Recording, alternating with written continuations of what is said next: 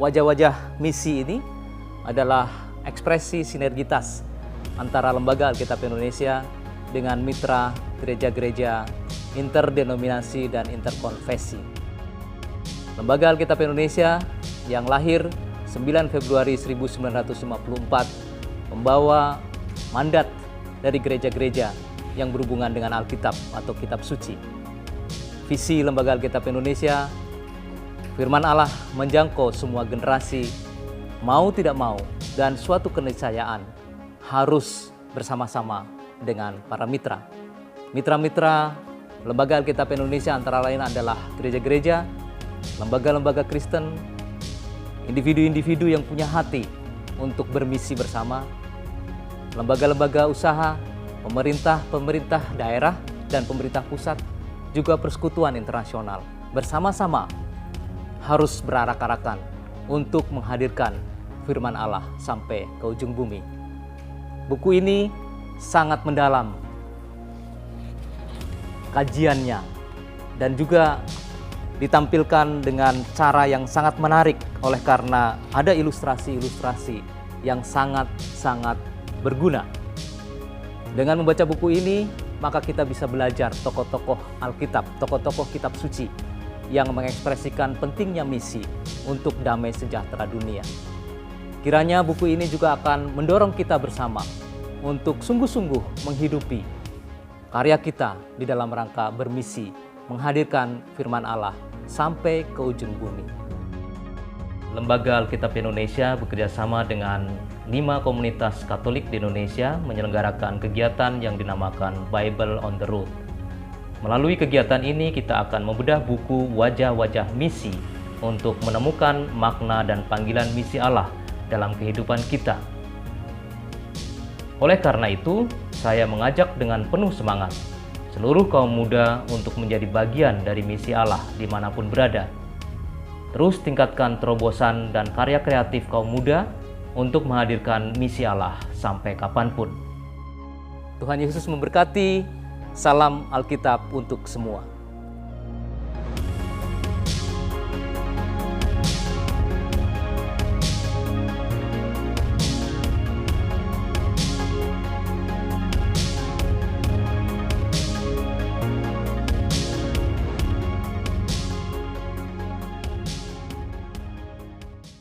Halo, welcome to Light Show with Bro James. Yeah!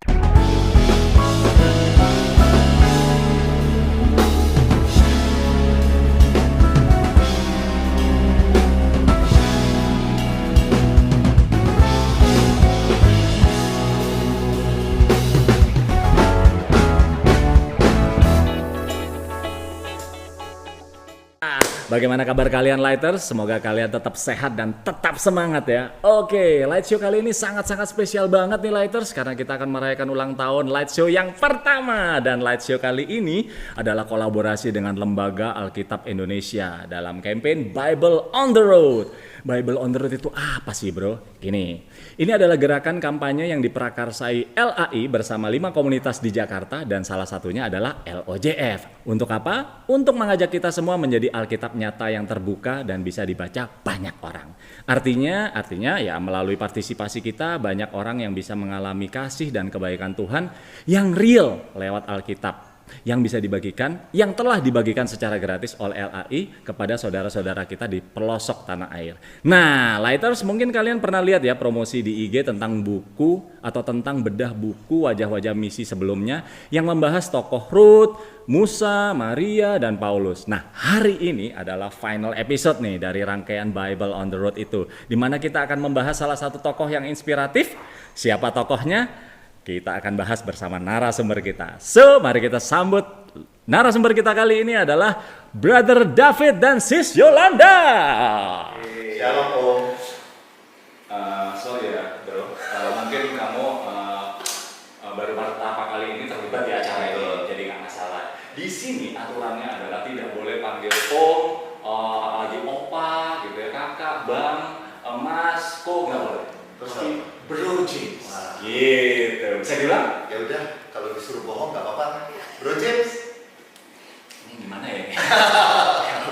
Oke, saya maafkan ya. Oke, coba Sis Yolanda dicoba manggil saya. Shalom Bro James. Asik. Biasa banget. Ini baru bintang tamu. Nanti next episode aku undang Yolanda sendiri ya. Oke. Ya nanti ya, saya pikirkan lagi ya. Semoga tim kreatifnya meng-approve kali ini. Oke, sebelum kita lanjut, gue mau kasih tahu kalian semua bahwa di acara ini ada 3 segmen. Segmen yang pertama light speed. Jadi langsung aja kita ke light speed.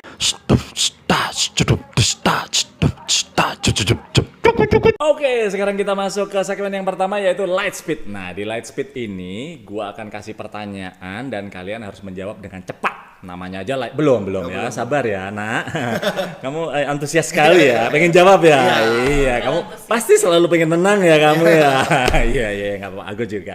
Tapi karena ini episode spesial, biasanya tuh pertanyaan-pertanyaannya tuh kan sulit ya. Sulit. Ini sangat-sangat sulit pertanyaannya ya. Jadi seputar Petrus. Siap ya. Yang mau jawab angkat tangan. Yang nggak mau jawab juga angkat tangan. Bilang aja aku nggak mau jawab ya. Jangan ya. Oke. Yang bisa jawab angkat tangan ya. Siap ya. Oke. Pertanyaan yang pertama. Nama asli Petrus? Simon. Pinter. Kamu mendapatkan 100. Yeay. Tolong dijawab ya. Jangan ngelihat aku. Pas aku ngasih pertanyaan, apa pertanyaannya nih mereka? Masih pemanasan James, ini kan pertama kali. Ya. Cukup ya? Sip. Saking sulitnya ya pertanyaannya. Oke, pertanyaan yang kedua, konsentrasi. Petrus berasal dari? Negara atau kota ini maksudnya? Ini kok dibahas ya pertanyaanku ya? Udah jawab aja, Petrus berasal dari? Iya makanya negara atau kota? Negara dari... Ya, kota deh, kota. Kota ya. Oke, aku ulangi lagi ya. Petrus berasal dari Tetot. Oke, aku anggap mereka tidak bisa menjawab ya. Jawabannya adalah Galilea. Kamu udah mau jawab ya tadi ya? Udah mau jawab Galilea? Area Galilea, iya. Iya, itu. Soalnya kan kalau negara Israel gitu. Oke, jadi sebetulnya Galilea itu apa? Kota atau kabupaten, kota madya, RT, RW, kecamatan? Area itu kan, Danau Galilea. Oh iya. Maksudnya. Oh, jadi itu kota ya maksudnya ya? Oke. Nah, tim kreatif lain kali kasih tahu ya, Petrus berasal dari kota mana? Ingat ya. Oke. Atau dari distrik mana? Tolong saya yang mau tanya ya. Ya, Yolanda. Galilea itu area James. Coba Area. dijelaskan ke James lah. Oke. Gimana kalau sekarang kita buka kitab suci aja langsung? Coba kita Google ya. Google. Oke. Google, matikan handphone. Oke, pertanyaan yang ketiga. Saudara dari Petrus. Tadi lihat aku, sekarang lihat-lihatan mereka. Cakep sih memang.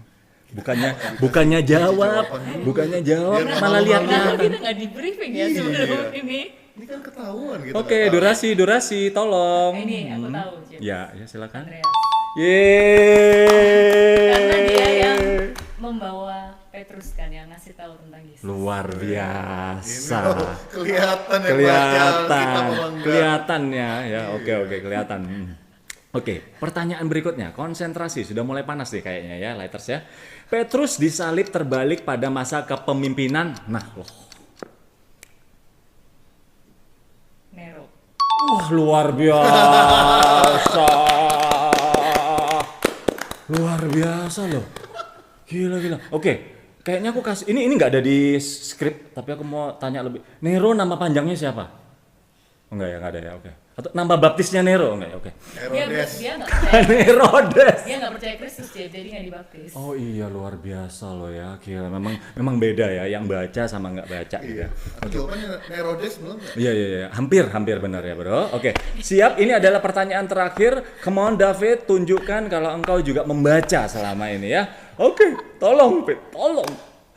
Pertanyaan terakhir, julukan untuk Petrus.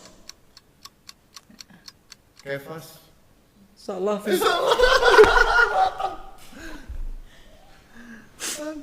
Aduh, gimana bedakku? Hancur nggak nih bedakku? Kalau hatiku sih hancur ya.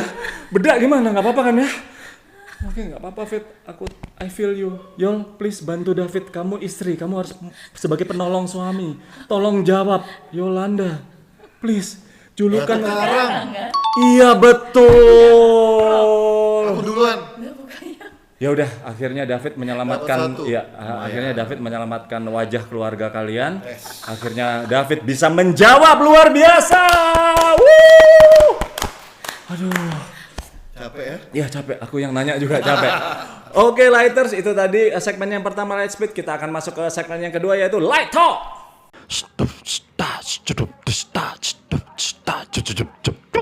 Oke, jadi tadi ada kesalahan sedikit ya, biasa ya, slip of tongue, something like that, and I said that apa tadi, Kefas ya, sengaja kan? iya Mau benar, ngerjain David kan? iya gitu. Aku pengen lihat ekspresinya David gitu loh. Ternyata apa? Ketika aku bilang salah, David juga iya salah, padahal benar ya. Jadi Kefas itu nama lain dari batu karang. Oke, aku lempar Kefas nih. Aku lempar batu karang. Oke, ya sebelum kita lanjut ke Light Talk, sebelum lanjut kita ngobrol-ngobrol lebih dalam lagi, kita saksikan tayangan berikut ini tentang komen-komen netizen tentang Petrus. Saksikan tayangan yang berikut ini. Santo Petrus adalah seorang santo yang dipilih oleh Yesus untuk menjadi pemimpin dari gereja. Murid pertama dan nelayan. Petrus adalah murid Yesus yang pertama dan yang tertua. Petrus. Rasul pertama Yesus. Aku tahu. Muridnya Tuhan Yesus. Salah satu murid Yesus? Murid pertama Yesus bukan sih? Santo Petrus itu paus pertama dan Teguh pada imannya. Mengasihi Tuhan. Petrus setia mengikuti Yesus sampai akhir hayatnya. He has a strong will, dia punya kemauan yang besar, taat, sebenarnya berarti beriman, ya kan? dengan taat. Dia itu berani dan sayang Tuhan Yesus. Adalah seorang yang sangat setia kepada keyakinannya.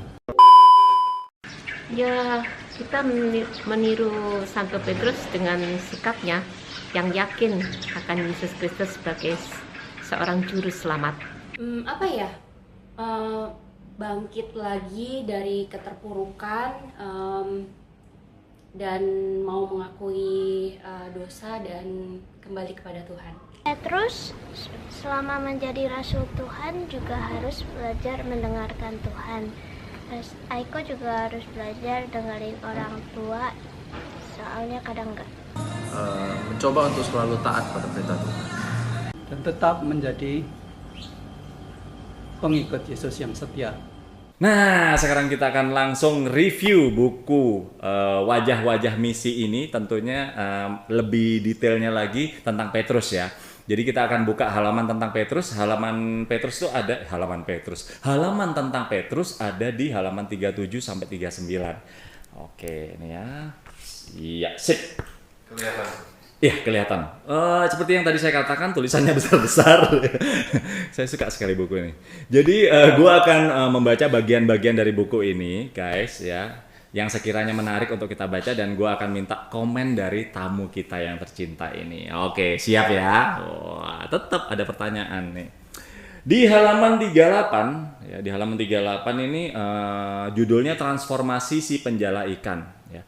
Kita lebih mengenal Petrus sebagai rasul utama atau sebagai si penyangkal Yesus yang dijadikan atau sebagai si penyangkal Yesus yang dijadikan paus pertama. Pokoknya dia seorang rasul hebat dan soko guru gereja perdana. Akan tetapi cerita tentang Petrus sebenarnya adalah cerita tentang kegagalan. Ya. Para penginjil menampilkannya bukan karena kehebatannya, tapi justru karena kegagalannya. Dengan itu, Petrus menjadi model bagi para murid, misionaris, dan pewarta Injil selanjutnya. Cerita panggilannya itu dari Lukas 5 ayat 1-11 menjadi ilustrasi yang menarik. Pertama, sabda Yesus menantang Simon Petrus di hadapan massa yang membeludak di pantai Danau Genesaret. Petrus tentu bangga bahwa Yesus memilih perahunya sebagai mimbar khotbah. Petrus tentu bersiap-siap untuk disalami dan mendapat ucapan profisiat. Sang guru ternyata menyuruh dia untuk bertolak ke tempat yang dalam dan tebarkan jalamu untuk menangkap ikan. Nah, sampai sini kita akan membahas nih ya. Jadi sang guru malah nyuruh tebarkan jalamu untuk menangkap ikan. Perintah Yesus ini sungguh menantang Petrus. Gimana menurut Bro Ensis? Ini dalam realita kehidupan kita sebagai manusia itu kadang kita harus dihadapkan pada kegagalan dulu, di mana kita itu nggak bisa mengandalkan kekuatan kita sendiri, sampai kita sadar bahwa ternyata kita itu terbatas dan kita butuh yang namanya sosok Tuhan. Nah, disitulah istilahnya manusia itu melakukan yang natural, yang alami, yang kita bisa lakukan. Sedangkan kalau berbicara mengenai supernatural, nah itu bagiannya Tuhan. Wow, dalam ini ya, soal nelayan, soal laut, dalam banget jawabannya ya. Oke, sekarang aku akan lanjut ke paragraf berikutnya, yaitu bagian pertama ya. Bagian pertama jawaban Petrus ini memperlihatkan pandangan pribadinya ini. Sepanjang malam sudah bekerja keras tetapi tidak menangkap apa-apa. Jawaban Petrus adalah simbol jawaban-jawaban para misionaris dan pemberita Injil selanjutnya, termasuk Anda dan saya. Nah, ini nih bro and sis ya. Jadi jawaban Petrus ini kan kebanyakan para misionaris, para pelayan Tuhan dan lain sebagainya pasti juga pernah merasakan kegagalan ya. Bagaimana nih tanggapan Yolanda deh kali ini? Sebagai pemimpin di LOJF, pemimpin di komunitas ini, apakah juga pernah merasakan kegagalan dan bagaimana pendampingan Tuhan ketika kamu mengalami itu? Sering ya, James, kita sering ya? kegagalan. Apalagi dalam, kalau tadi kan konteksnya misi ya, dalam menjalankan misi. Nah, dalam komunitas itu pasti banyak lika-likunya ya, dan banyak momen di mana kita tuh merasa gagal. Tapi seringkali dan berulang kali Tuhan tuh mengajarkan apa yang gagal di mata manusia itu adalah bagian dari rencana Tuhan yang indah. Contohnya misalnya seperti ini, waktu beberapa tahun yang lalu itu kan kita memulai ministry untuk anak-anak, kids ministry, Awesome Kids ya. Waktu itu kita belum ada level tuh, belum ada Awesome Kids, belum ada untuk yang Stars Club yang kelas 4-6, belum ada lead yang untuk SMP SMA, belum ada sama sekali. Jadi benar-benar untuk kids. Nah, itu kita itu memang sekumpulan orang-orang yang nggak tahu apa-apa, tapi mau gitu. Dan kemudian kan ada beberapa teman yang guru TK, terus kita ajak, terus kita memulai. Nah, itu susah awalnya. Bayangkan jumlah gurunya lebih banyak dari jumlah anaknya. Terus setiap kali anak masuk itu nangis keluar. Karena nggak suka sama kelas kids ministry-nya. Mereka merasa boring, nggak asik. Bahkan aku pernah, James, itu mimpin lagu buat anak praise and worship ya, buat anak-anak. Tau nggak? Aku ada satu anak kelas 3 SD angkat tangan.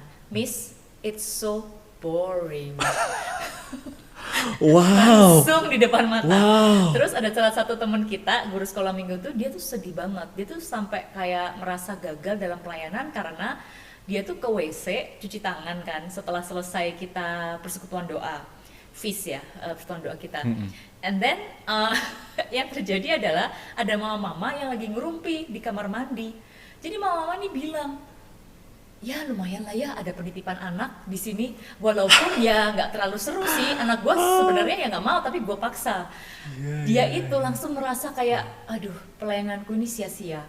Kita ini pengen anak-anak ini mengenal Tuhan, tapi dipandangnya hanya sebagai penitipan anak, dan ucapannya seperti apa, reaksinya seperti itu. Nah waktu itu kita itu merasa gagal total sebenarnya, tapi kita bersyukur akhirnya di sana kita tuh kumpulin yang tetap mau ya dan komit ya. Ada beberapa yang karena mereka heartbroken terus nggak mau pelayanan lagi gitu. Terus kita bilang ya udah, kita doa, yuk kita coba introspeksi, mungkin memang kita harus belajar. Dan dari sana kita berdoa dan kita bersyukur ada salah satu teman kita tuh yang kasih kekuatan. Dia bilang mau berapapun anak yang datang itu adalah titipan Tuhan. Dan terus orang ini bilang bahwa ya let's upgrade. Yang penting itu kita punya kerinduan, itu udah satu hal, jangan menyerah, dia bilang. Dan kemudian entah gimana caranya kita tuh berdoa terus, dan tiba-tiba kita itu ada salah seorang ibu dari muridnya Kids Ministry ini itu datang ngasih kita suatu phone number seseorang di Surabaya. Dia bilang, kamu coba belajar, siapa tahu orang ini bisa bantu, ini saudaraku, dia bilang gitu, temannya saudaranya, Sempat nomor telepon itu aku biarin selama setengah tahun karena aku merasa ya kayaknya percuma ya, kita selama ini udah baca buku, kita nanya-nanya ke kanan kiri, kok kayaknya tuh kita juga tetap kayak gini-gini terus gitu loh kids ministry-nya. Tapi terus temanku ini si ibu ini follow up lagi 6 bulan kemudian, kata saudaraku kok belum ditelepon ya nomor itu. Wah, akhirnya aku tuh kontak, tapi karena awalnya aku merasa nggak enak. Tapi ternyata itu cara Tuhan, dan di situ Tuhan mengajarkan bahwa aku itu punya kesombongan karena tidak mau taat gitu loh. Sombong karena percaya ya udahlah, apapun yang gue lakukan juga nggak akan berhasil gini-gini aja, kayak nggak punya kerinduan untuk belajar lagi, jangan pernah give up gitu loh, dan terus berjalan dalam tuntunan Tuhan. Dan ternyata setelah aku kontak, that person was so amazing. Akhirnya aku dan beberapa teman kids ministry itu pergi belajar sama kelompoknya dia, dan sampai akhirnya kita itu bisa bersemangat, dan kita akhirnya kayak memperbaiki next gen ministry ini, dan akhirnya sekarang banyak pelayannya, banyak anak-anak yang kami layani juga. Ada sekitar, kalau kita hitung itu dari yang paling kecil sampai lead itu mungkin ada sekitar 120 anak. Kira-kira ya, itu terakhir kita hitung sebelum online. Jadi tapi itu semua karena kasih karunia Tuhan, dan mungkin itu yang dirasakan oleh Petrus karena gagal, tapi ya sudah gitu loh, karena udah frustrasi, ya udahlah ya, siapapun yang ya udahlah, let's just try, who knows gitu. Dan aku waktu baca tentang kegagalan Petrus tuh teringat akan kisah itu. Wow, jadi sekarang udah banyakan muridnya ya daripada gurunya ya? Iya, Oke, betul. Puji Tuhan. Dan kita mencari semakin banyak guru. Wow. Jadi bagi teman-teman semua yang sangat menyukai anak-anak ataupun pengen melayani, bahkan di saat pandemi, you can still serve the Lord. Yes, ya? oke. Dari anak-anak sampai remaja kita menerima. Kakak-kakak pembimbing. Keren banget. Ini udah nggak perlu dikomenin lagi ya. Oke, udah pas banget, sesuai banget. Oke, aku mau loncat lagi ke bagian yang kedua, karena itu tadi bagian pertama, ini bagian yang kedua. Aku akan baca lagi. Petrus berani mengambil resiko. Nah, itu jelas dari bagian kedua jawabannya. Tetapi karena perkataanmu itu, aku akan menebarkan jala juga. Petrus memilih untuk mengikuti sabda Yesus, maka ia berhenti menghitung untung rugi berdasarkan pengalaman dan keahliannya. Ia berani mengambil risiko dipermalukan dan ditertawakan sesama nelayan. Misionaris dan pemberita Injil tidak perlu selalu mengandalkan kalkulasi nalar, tapi harus berani melampaui kepastian dan jaminan akal sehat. Wah, mantap nih ya. Jadi pertanyaannya ya, pertanyaannya adalah, jadi yang menarik kan dia udah berhenti menghitung untung rugi. Ini aku pengen Bro David ini yang menjawab ya. Jadi berdasarkan pengalaman dan keahliannya, dan dia berani mengambil risiko, dipermalukan, ditertawakan selama nelayan. Tanggapanmu piye, Bro? Ya, ini kita belajar poin itu mengenai ketaatan. Jadi kalau sharing secara pribadi itu sebenarnya aku kenal Tuhan hidup baru itu tahun 2000. Aku bergabung di sebuah komunitas selama 10 tahun di Surabaya. Dan ketika pindah di sini, ya, itu diberikan satu tanggung jawab untuk menjadi leader di komunitas LOJF. Nah, dari dulu di komunitas yang lalu, aku tuh menghindari untuk jadi leader, untuk bawain firman. Aku menghindari banget gitu. Tapi ketika aku pindah ke Jakarta, itu benar-benar kayak I have no choice, dan Tuhan itu kayak kasih kerinduan, istilahnya, ayo kamu say yes aja. Masalah kamu bilang bahwa kamu itu nggak mampu atau nggak bisa, itu pasti semua orang pasti akan merasakannya atau mengalaminya di awal pelayanan.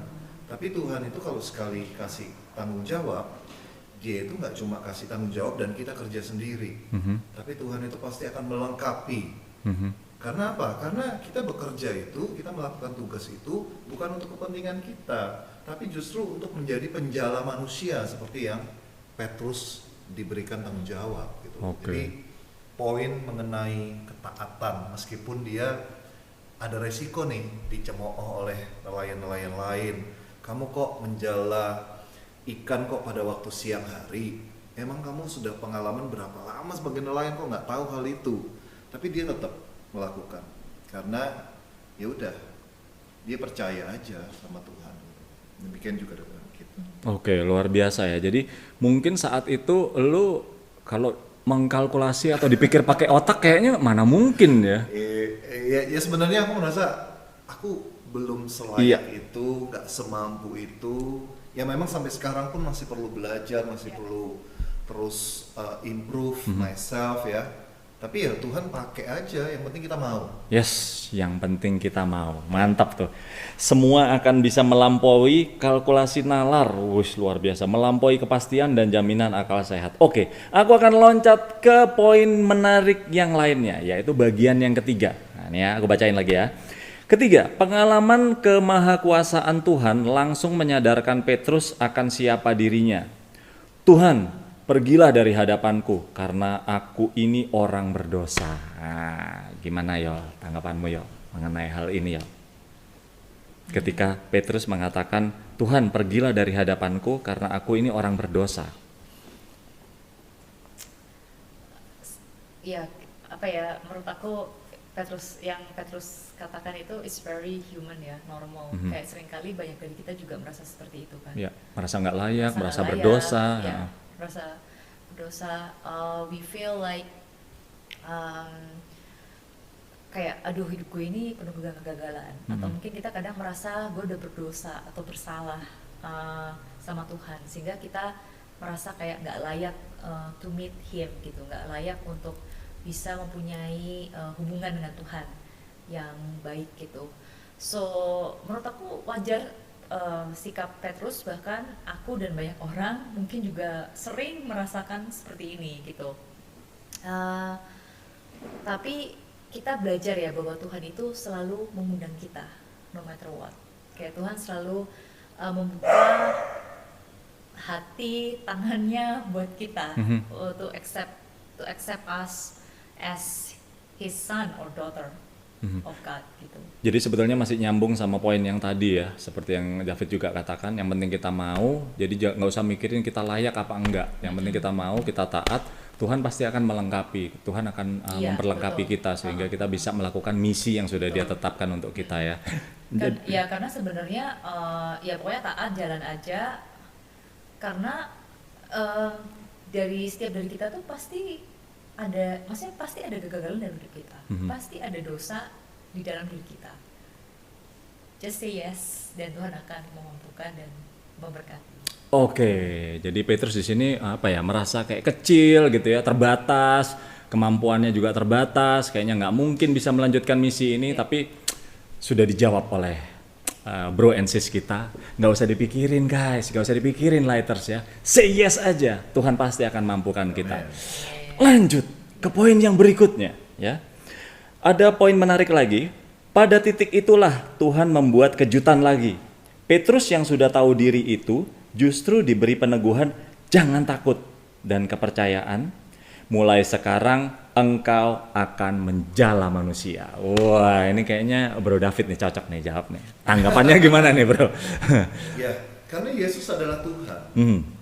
Dan manusia itu melihat yang dilihat oleh matanya, yang dia ketahui. Jadi kalau kita misalnya melihat ada orang lain, kita sudah menilai tuh, kita sudah bikin penilaian. Oh, dari kinerjanya seperti ini, kita bisa mulai perhitungkan, kita sudah judge dia seperti apa. Tapi Tuhan tuh melihat jauh ke depan dari apa yang pernah kita bisa pikirkan. Mungkin pada waktu itu, Petrus itu adalah seorang nelayan, seseorang yang kasar. Bisa dikatakan dia tidak punya pendidikan yang tinggi, beda dengan Paulus ya. Orang yang spontan. Nah, itulah kenapa dia nebar jala aja, dia salah satunya spontan, gak mikir.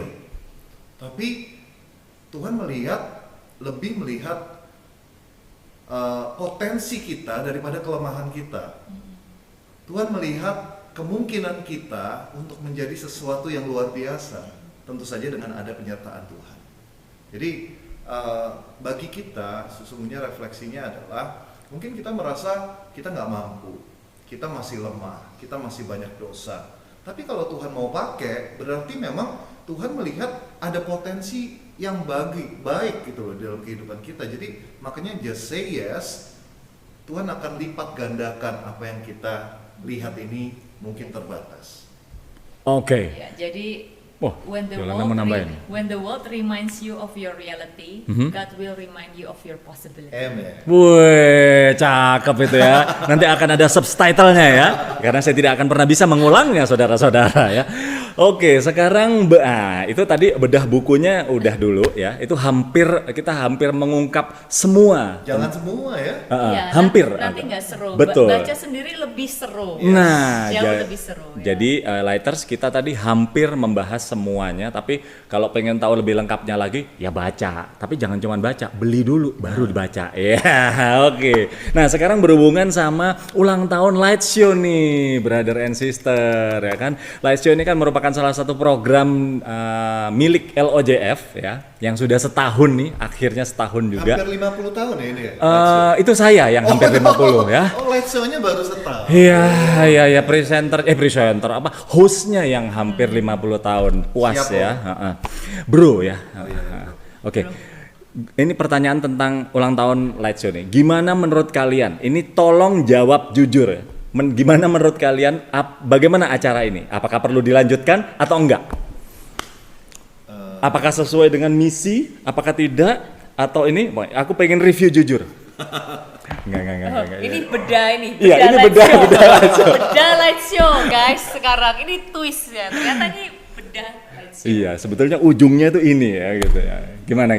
Menurut kalian gimana sih acara ini? Apakah oke nggak sih di mata kalian tuh gimana? Yolanda ini kan biasa ngomong yang nice kan, mending aku dulu. Nah, benar. Gini, aku dulu terus bener. Yolanda. Orang kan suka ditawarin, ini aku punya good news sama bad news. Iya, Kamu mending mau yang mana? bad Bad news news dulu dulu aja ya. Ibaratnya kayak anak kecil kan, habis minum obat dikasih permen. Iya. Mari kita, panjang ya jawabannya. Kita hadirkan obatnya dulu. Iya. Gimana? Menurutku ya, sekarang ini kita itu sangat-sangat mengapresiasi semua pelayanan yang ada di LOJF. Jadi semua itu perlu dievaluasi, semua perlu untuk jadi lebih bagus lagi buat Tuhan. Tapi aku bilang Bro James dan teman-teman dari Light Show yang mungkin tidak terlihat di layar ini, ya mereka sudah melakukan yang terbaik. Jadi boleh nggak kita berikan apresiasi yang luar biasa buat mereka? Ya. Konfeti. Tapi kalau di LOJF ini kita punya spirit of excellence. Yes. Nah, jadi harapan kita adalah terus berkembang jadi lebih baik lagi. Oke, thank you brother. Berarti tim kreatif abis. Ternyata bukan bad news. Iya. Makanya aku udah deg-degan sih ini, udah mau lepas jas ini. Jadi abis ini jangan lupa kita jangan mikirin episode berikutnya ya. Kita evaluasi dulu. Ya ingat. Tapi bener loh, bener. Kalau kita kadang-kadang kita tuh suka jalan ya kayak tadi mungkin kita kalau ikutin Petrus tebar jala gitu loh. Terus lama-lama loh kok nggak dapat karena dia nggak evaluasi. Karena waktu itu mungkin Petrus nggak ada timnya ya, nggak ada tim kreatif. Oke, lanjut gimana Yolanda? Kalau minta pendapat David itu selalu gitu. Dia ini seperti seorang achievement father. Apa maksudnya? Dipuji, oke, bagus, tapi dilepas. Spirit of excellence lebih baik lagi ya ke depan. Oke. Jadi kamu pengen kipas-kipas itu langsung harus kerja lagi gitu. Ya. Tapi ada kalanya memang hal itu dibutuhkan. Iya. Karena kadang-kadang pelayan, aku jadi yang jawab. Kadang-kadang pelayan Tuhan itu suka mikirnya, udah keren kok, udah oke, banyak yang suka, gitu loh. Padahal kita nggak pernah, padahal itu belum terbaik dari versi kita yang sudah kita berikan. Mantap. Nah, Yolanda? Oke. Light Show, menurut aku ini acara yang luar biasa ya. Thank you buat James dan juga tim Light Show. Karena kita tahu bahwa untuk membuat Light Show ini itu butuh banyak banget persiapan. James harus preparation ya kan pasti, terus kayak harus research nanti narasumbernya kayak gimana, cara nanyanya gimana gitu. Jadi it takes a lot of work. Jadi thank you banget buat tim Light Show, buat James juga. Dan menurut aku Light Show ini bagus karena sesuai dengan misi dari LOJF ini dan values. Karena kan kita tuh pengen to create the disciples of Christ. Caranya dengan memperkenalkan kasih Tuhan lewat cara-cara yang relevan. Nah, talk show yang ringan seperti ini kan mungkin buat banyak orang itu lebih mudah untuk dicerna dan juga lebih enjoyable gitu. Jadi so sukses terus dan terus berikan yang terbaik buat Tuhan. Buat Amin. Yeay, menyenangkan sekali jawabannya ya. Oke Lighters, kita akan masuk ke segmen yang berikutnya. Segmen yang seru banget, jangan kemana-mana dulu ya. Karena kita akan men-challenge narasumber kita. Challenge-nya kayak apa? Nantikan di Light Challenge. Oke, sekarang kita masuk ke segmen yang terakhir, yaitu segmen Light Challenge. Dimana di segmen ini gua akan men-challenge narasumber gua, bintang tamu kita kali ini. Gua akan suruh mereka mempromosikan buku Wajah-Wajah Misi ini, tapi dengan gerakan ala TikTok. Aduh, ini sangat-sangat aku nantikan dan aku rindukan selama ini melihat Bro David dan Sis Yolanda dengan kita bikin kolaborasi dan pokoknya gitu dah. Aku speechless kali ini ya. Jadi kalian harus mempromosikan buku ini dengan gerakan. Siap? Oke, siap. Kita bulan depan hijack aja live show-nya. Kita yang interview kita James balas gimana? Kan, Iya kan? Oke, itu nanti tergantung dari hasil evaluasi tim kreatif dan kita ya. Bagi teman-teman yang setuju kita hijack live show, silakan komen saat ini juga. Kita yang akan kita balas interview James. Gimana? Setuju? Kasih itu gak membalas.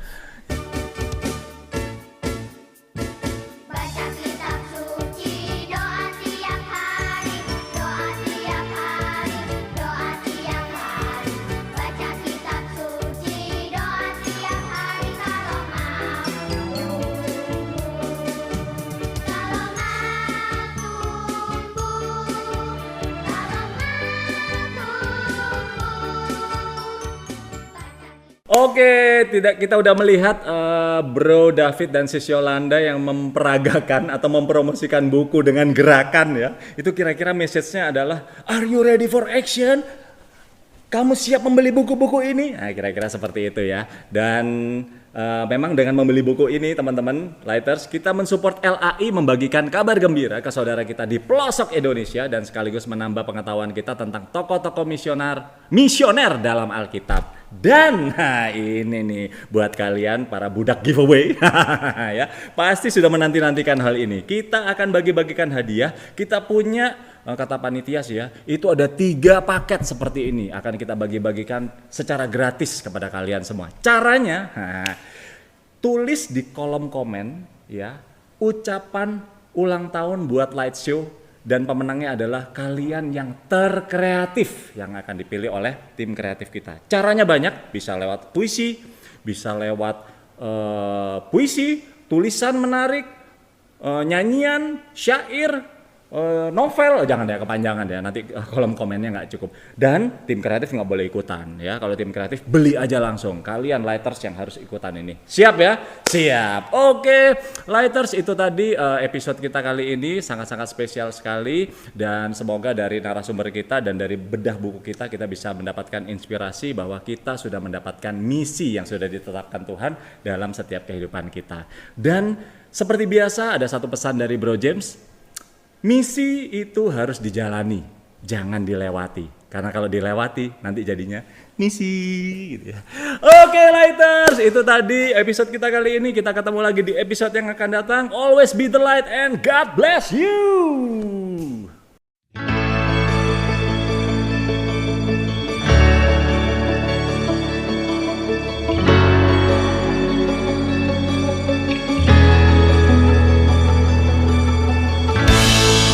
Selamat pagi Bu. Selamat pagi. Pesanannya 5 buku Wajah-Wajah Misi Bu ya.